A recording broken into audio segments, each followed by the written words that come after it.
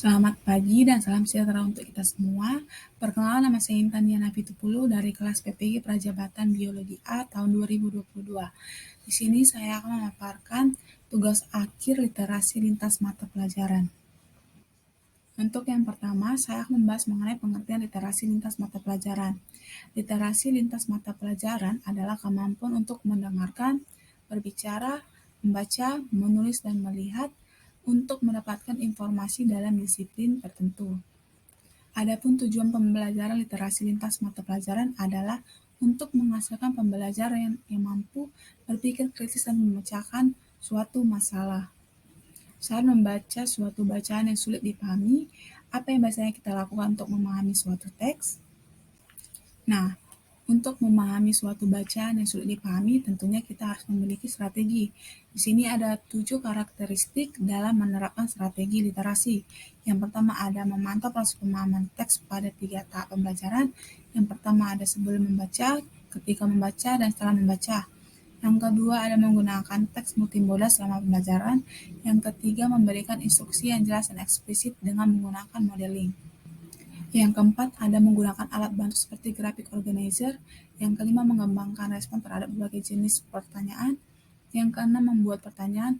Yang ketujuh, ada melakukan analisis, sintesis, evaluasi, dan refleksi terhadap suatu teks.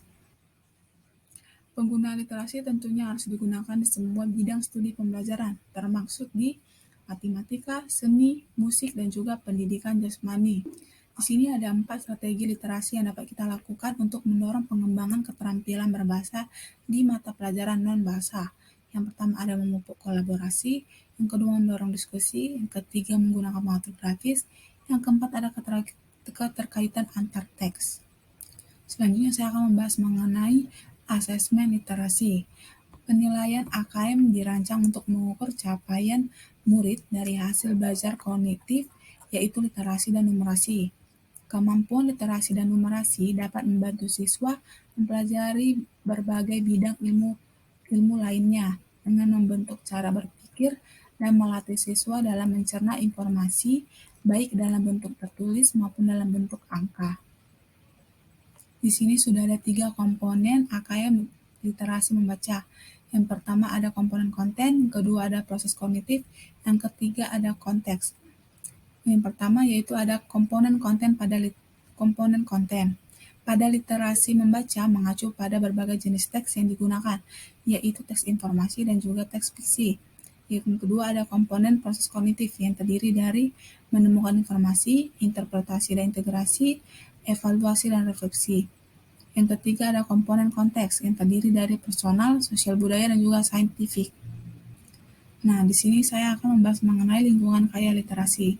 Sekolah merupakan bagian tak terpisahkan dari lingkungan yang kaya akan literasi. Nah, di sini ada 3 lingkungan kaya literasi yang perlu dikembangkan oleh tiap sekolah. Yang pertama ada lingkungan fisik, yang kedua ada lingkungan sosial afektif, yang ketiga ada lingkungan akademis. Nah, selanjutnya saya akan membahas mengenai pemahaman baru yang baru saya dapatkan setelah mempelajari konsep refleksivitas. Nah, setelah mempelajari topik ini,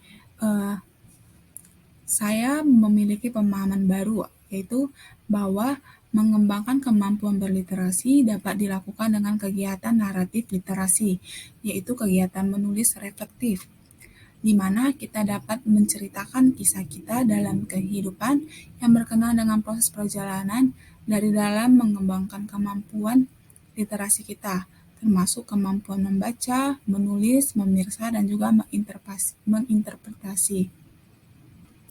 Pada naratif literasi, ini bukan termasuk tulisan teoretik, namun mengutamakan proses eksplorasi dan memaknai kembali kegiatan literasi berdasarkan pengalaman pribadi seseorang. Naratif literasi merupakan dokumen penting bagi perjalanan hidup seseorang untuk menjadi sosok yang literat. Dengan pemahaman literasi yang luas, maka kita akan tahu bahwa naratif literasi bercerita mulai dari kita mulai belajar membaca, belajar menulis, dan juga belajar berbicara. Untuk pertanyaan selanjutnya, apakah Anda benar-benar yakin bahwa literasi sangat berpengaruh dan bermanfaat dalam kehidupan Anda?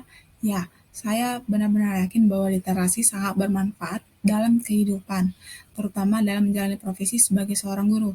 Sebagai guru perlu menyadari bahwa peran guru sebagai pendidik bukan saja melakukan transfer pengetahuan, melainkan juga berperan dalam membentuk karakter melalui pembiasaan-pembiasaan termasuk pembiasaan dalam berliterasi. Sebagai seorang calon guru, hal apa yang paling ingin saya lakukan untuk berkontribusi dalam membudayakan literasi di lingkungan? Nah, yang pertama, membiasakan peserta didik sebelum memulai pembelajaran. Peserta didik 15 menit membaca buku apapun. Yang kedua, menggunakan strategi pembelajaran yang dapat meningkatkan literasi dari peserta didik. Misalnya menggunakan mode pembelajaran based learning. Dengan model tersebut, peserta didik dapat membaca dan menganalisis kasus yang ada. Yang ketiga, dalam pembelajaran, guru dapat memberikan kesempatan kepada peserta didik untuk mengakses sumber belajarnya sendiri. Yang keempat, guru memberikan kesempatan kepada peserta didik untuk membuat karya yang sesuai dengan imajinasinya.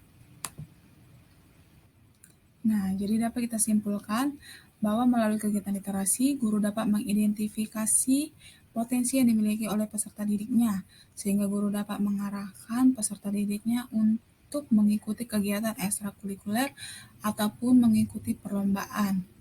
Nah, dengan begitu kita mengetahui potensi yang ada pada peserta didik, kita juga dapat memberikan apresiasi kepada peserta didik.